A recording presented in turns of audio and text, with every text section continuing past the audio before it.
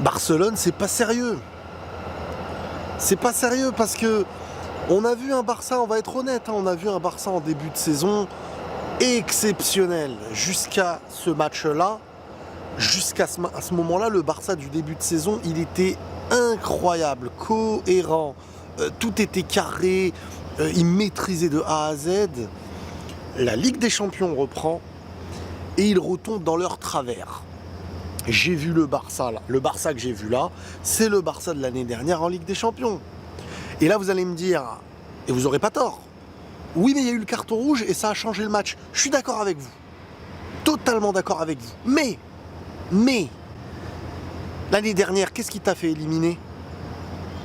Contre le PSG, je vous l'avais dit, et je l'ai répété plein de fois dans les autres vidéos d'analyse. À plusieurs reprises, je vous ai dit, oui, selon moi, le Barça t'élimine le PSG. Si ce carton rouge n'a pas lieu. Mais il y a carton rouge. Et le carton rouge, il n'est pas volé. Et sur ce match-là, il n'est pas volé. Et ça peut t'éliminer. En tout cas, ça te fait perdre les 3 points de cette nouvelle formule de la Ligue des Champions dont on ne sait pas si ces 3 points vont avoir une importance de fou ou pas encore. Donc là, le Barça, c'est un problème en Ligue des Champions, ces détails, parce que la Ligue des Champions, c'est les détails. Je vous le rappelle à chaque fois. La régularité de la Liga, moi, je pense que le Barça, ils vont l'avoir cette année. C'est pour ça que je les vois comme favoris sur ce début de saison, en tout cas, et par rapport à ce qu'ils nous ont montré, comme peut-être les futurs champions de cette Liga. Il reste plein de matchs, je suis d'accord avec vous, mais la Ligue des Champions, c'est une autre manière de faire, c'est une autre façon de gagner, c'est des équipes où vous ne vous étudiez pas de la même façon qu'en Liga parce que vous ne vous affrontez pas 2 voire 3 fois par an quotidiennement toutes les années, c'est vraiment différent. Et ce qui est en train de se passer avec le Barça, c'est qu'on revoit d'un coup un Barça en Ligue des Champions. Et là, on parle de Monaco.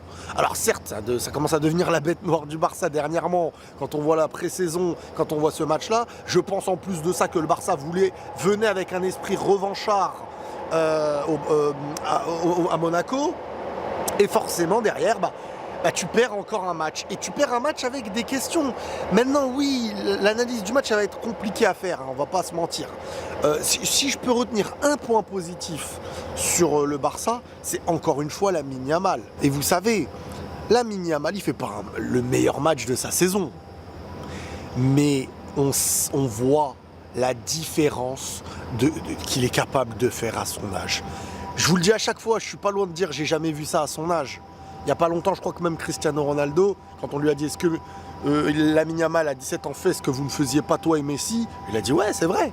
Alors à revoir l'interview, c'est un truc officiel ou pas, mais ça m'étonnerait pas. 17 ans, il lui en faut une, boum, il frappe croisée, digne d'un des meilleurs joueurs du monde. Et il fait partie actuellement des meilleurs joueurs du monde.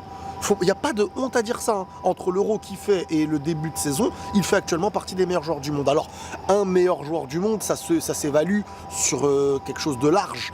Et c'est là que tu commences à dire, ah ouais, là, plus tu marques des points, etc. On est sur un début de saison. Mais Lamine Yamal est en train de nous montrer que c'est ça qui fait la différence. La différence, c'est lui.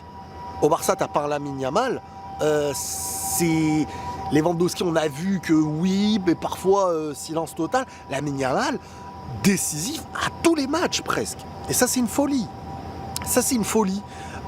Maintenant, en dehors de Lamine Yamal, je n'arrive pas à retenir des points positifs au côté Barcelone. En dehors de Lamine Yamal, on a Ter Stegen, c'est très moyen. On a la défense. Alors, oui, une défense qui monte haut. Mais moi, je me dis, purée, moi, je suis Ancelotti, là, je vois cette défense qui joue toujours le hors-jeu, qui joue toujours très très haut. Mbappé, Vini, tu mets un milieu à 4, Mbappé, Vini devant, tu fais rentrer Rodrigo, les contres, ils peuvent aller, ça peut régaler en contre. Tout autant que ça ne veut rien dire, parce qu'un match comme ça, tu peux le jouer différemment en fonction de l'adversaire. Mais cette volonté de toujours être très haut, ça perturbe parfois l'adversaire, mais le duel physique apporté par Monaco a mis énormément à mal le Barça et il nous fait poser certaines questions sur l'aspect Ligue des Champions. Parce que comme je vous dis, sur l'aspect championnat, moi j'ai pas de doute avec ce Barça. On n'a pas trop en Liga, hormis l'Atlético, Girone, ils se sont fait taper par le Barça et le Real. Des équipes qui arrivent avec une armada offensive, prête à tuer physiquement et tout. Voilà, alors que En dehors, en Ligue des Champions, tu as quand même un aspect autre que le football espagnol qui est apporté au Barça. Face au Barça, qui vient à leur montrer parfois, ok, tu joues bien, ok, t'es bien positionné, ok, t'as un bon bloc haut, ok, mais c'est un nouveau style de confrontation et une autre manière d'étudier un adversaire. Et là, le Barça, ils sont tombés sur le piège de la Ligue des Champions, sur l'erreur à ne pas faire.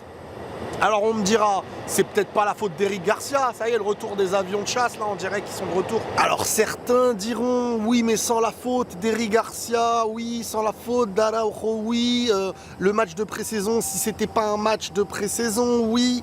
Le foot, on peut pas le recalculer. Le foot, c'est le moment présent. Un moment présent t'empêche de vivre un avenir glorieux. Et les détails de la Ligue des Champions, c'est là que ça joue. C'est là que ça se joue parce que ce qui est venu ne reviendra pas. En championnat, tu perds 3 points, tu te dis vas-y, l'autre va en perdre, l'autre machin. Mais en Ligue des Champions, ça te change une saison. Et c'est ça qui fait la différence dans la manière de se risquer. Tu ne peux pas te risquer. Alors, c'est pas un match élimination directe, c'est pas la catastrophe et tout. Mais c'est des matchs où, parce que là, le Barça, ils vont jouer le Bayern, ils vont jouer, alors certes, il y aura plein d'équipes où peut-être qu'ils vont battre le Bayern aussi.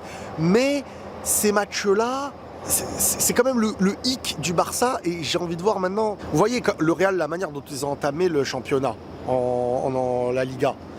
La manière dont ils ont entamé le championnat, le Real, ça conditionne les matchs d'après sous pression, etc.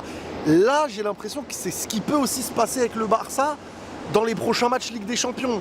Et quand tu sais que tu es un championnat unique avec tout plein d'autres équipes, il y a des équipes peut-être que tu ne pourras plus rattraper dès maintenant. Et c'est ça qui est piège et en même temps intéressant. Donc moi, quand je vois ce Barça, la défense, le gardien, le doute que ça instaure parfois, le duel physique et le danger, parce qu'en face, ça s'est procuré beaucoup d'actions, etc. Même si toujours dans l'analyse de ce match, on est toujours obligé de dire oui, mais à 10 contre 11, mais c'est toi qui a fait cette faille qui existe dans le règlement du foot, de te mener à 10 contre 11. Et on ne peut pas ensuite se dire, parce que l'année dernière, je l'ai dit et je l'ai répété, je pense que. Mais ça y est, tu as fait cette erreur, elle a éliminé plein d'équipes dans le football, et cette erreur-là, le Barça l'a fait de plus en plus. Eric Garcia, à un moment donné, je ne vais pas dire, sur le feu de l'action, les gars, c'est très compliqué, parce que là, avec du recul, on va se dire quoi? Bien sûr, avec du recul, on se dit, Eric Garcia, ne fais pas cette faute, parce que même s'il y a but, vous pouvez, mais sur le feu de l'action, tu veux l'empêcher, ça se joue sur une demi-seconde, c'est un réflexe humain, on peut pas se dire réfléchis, machin, on peut, mais c'est très complexe. Donc moi, ce que je retiens de ce match, c'est Lamine Yamal, tu peux toujours compter sur lui parce que aux personnes qui, pour moi, ne connaissent pas le foot et qui viendront toujours dire oui, mais il n'a pas fait un bon match, mais il a marqué, mais il l'a pas fait. Un joueur décisif, il peut être le meilleur joueur du monde sur le fait d'être décisif, 10 minutes par match. On a connu Cristiano Ronaldo qui, parfois, ses silences dans le match, tout le monde construit et tout. Lui, il te met la tête contre le Bayern, il te met ça contre le Barça, il te met ça. Un joueur décisif, c'est moment clé, il lui appartient. Et là, ça fait de lui l'un des meilleurs joueurs du monde. Donc arrêtez, parce qu'aujourd'hui, on est sur les réseaux, même si moi, j'ai masqué un peu tout ça, mais je le sais, sur les réseaux, quand on veut tuer son chien, on dit qu'il a la rage. Et sur les réseaux, maintenant, on veut dénigrer des joueurs, on trouvera toujours des choses. Et il était pas bon pendant les 90 minutes. Non, il était pas bon pendant les 90 minutes. Mais oui, mais les 10 minutes, peut-être qu'ils te font gagner le match. Bref, c'est pas le cas aujourd'hui, mais je veux dire, moi je m'arrête sur des choses comme ça pour Lamine Yamal parce que c'est incroyable. Le Barça était dans un moment complètement dominé, et il te chamboule la chose. Alors à 10 contre 11, il te fait ça. À 11 contre 11, peut-être qu'il te met un doublé, tu sais pas. Mais quoi qu'il arrive, vraiment, je me pose une question sur ce Barça qui n'est pas en Liga. En Liga, je ne me la pose pas. Mais en Ligue des Champions, je retrouve des choses qui ne font pas basculer les choses dans leur sens. Et ça, c'est un problème. Après, il va y avoir des retours. Gavi, De Jong, Araujo. Est-ce que ça va améliorer ou pas? Est-ce que ça va compliquer les choix du coach ou pas? Ça, j'en sais rien. Firmine Lopez et j'en passe. À 11 contre 11, je ne pense pas que le Barça perd. Mais en pré-saison, on se disait que tu t'es mis en danger. Et c'est Monaco qui te met en danger. Et ce rouge-là, tu le prends pas tu prends pas de rouge quand tout va bien. Et quand tu es en difficulté, tu le prends. Parce que sinon, il y a peut-être but. Donc tu annihiles une action de but. Donc derrière, peut-être il y a but, peut-être tu reviens pas. On peut pas savoir. Mais ce Barça se met en danger. En Ligue des Champions, c'est pas la même manière de jouer et de gagner. Donc ça, il ne faut pas le sous-estimer. Voilà, ensuite, concernant Monaco, moi, je vous tire mon chapeau. Monaco, je vous tire mon chapeau. Vous avez été incroyable pour le premier match de cette Ligue des Champions. Et voilà, comme quoi c'est marrant. Girone, actuellement 10e de Liga, je crois, qui met à mal le PSG. Monaco qui tape le Barça, qui est premier de la Liga. Le foot est beau, la Ligue des Champions est belle. Et c'est ça qu'on aime dans le football. Maintenant, ça va être intéressant de suivre ce Barça aussi en Ligue des Champions par rapport à... Parce qu'il va y avoir un Bayern. Et moi, je pense que le Barça peut le faire contre le Bayern. Mais ce Barça est encore prenable. Et dans ce moment où dans leur esprit, il s'est passé cette chose-là, si demain, par exemple, je sais pas, ils perdent un Classico, comment ils reviennent pour la suite? Encore une fois, c'est le début de saison. Les points positifs du Barça en Liga, je les garde. Mais les doutes et les questions sur la Ligue des Champions dans les moments... Ce rouge, il peut être... L'année dernière, vous avez vu, ça là. Contre Paris, vous aviez géré l'aller, vous aviez géré le retour jusqu'à... Vous marquiez en premier. Vous avez fait ça qu'il ne faut pas en Ligue des Champions. Mais ça, en Ligue des Champions, c'est un regret éternel. Donc il va... Attention. Attention quand même. Même si ça... Je pense pas qu'il y aura de grosses incidences. Le Barça va aller en 8e, le Barça... Mais attention, parce que ce qui se passe là peut se passer dans d'autres moments. Et ce Barça voulait vraiment taper Monaco parce qu'ils avaient un esprit revanchard par rapport à la pré-saison et se dire bon, non, on les tape là, on leur montre qui on est. Attention. Attention. Bravo à Monaco, en tout cas. Vraiment chapeau à Monaco. Et on se tient au jus, les amis, dans les conditions japonaises, avec un t-shirt coréen et une casquette japonaise. Si on me grille en faisant ça, là, peut-être qu'on va me faire la misère. Non, je rigole. Bref, prenez tous soin de vous, les amis. Il est presque 6 h du matin ici et je vais aller redormir un petit peu. Et la paix sur vous. Merci.